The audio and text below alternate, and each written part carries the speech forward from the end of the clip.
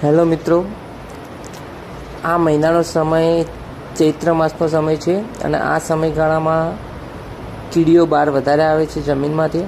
એટલે એમના માટે ચીરી નગરું અમે બનાવીને જંગલમાં પહોંચી ગયા છીએ.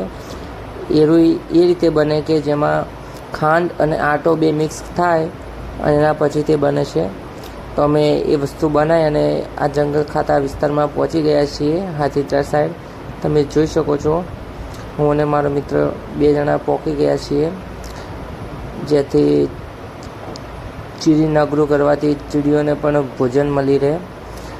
અમારા જીગરભાઈ તમે જોઈ શકો છો, જગ્યા પર ભોજન આપી રહ્યા છીએ, સેવાનું કામ કરી રહ્યા છીએ.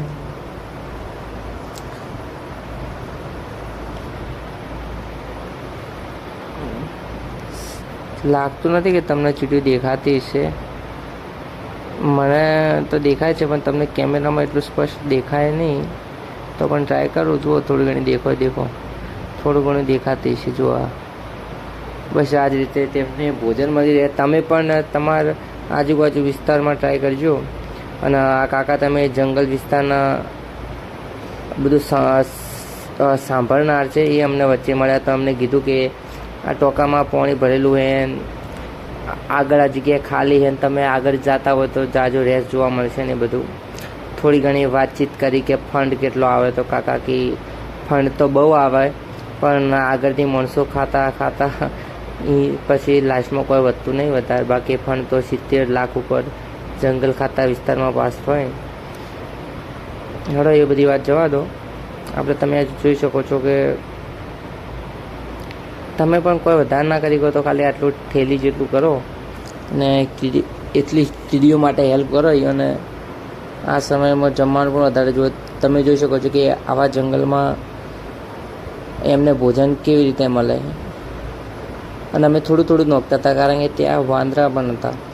વાંદરા પછી શું કરે કે જીભથી ચોંટી જાય, એટલે કે ચાટી લે. આ જે ખાંડ અને ભૂક્કો રહ્યો ને, ખાંડ અને આટો એને ચાટી જાય, તો પછી કીડીઓને ખાવા ન મળે. એટલે અમે થોડું બધી જગ્યાએ નોખ્યું, ઘણા વિસ્તારમાં નોખ્યું.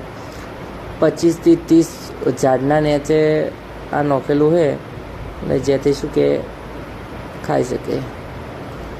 અને આ જંગલ વિસ્તારમાં અમે પહેલાં પણ આવી ચૂક્યા છીએ પાણી ભરવા અને બધું કામ કરવા માટે. તમને આ વિડીયો પછી એક નવો વિડીયો અપલોડ કર્યો, એમાં તમે જોજો એક શીખવા જેવી વસ્તુ અપલોડ કરે. જો તમારામાં થોડી ઘણી બુદ્ધિ હોય અને બુદ્ધિ ચતુરતા હોય તો વિડીયોનો એ પ્રશ્નનો જવાબ મને આપજો, ઠીક છે? હાલ તો જુઓ, આ જીગરભાઈ બચારા બહાર ગયા હતા ફરવા મનાલી સાઈડ.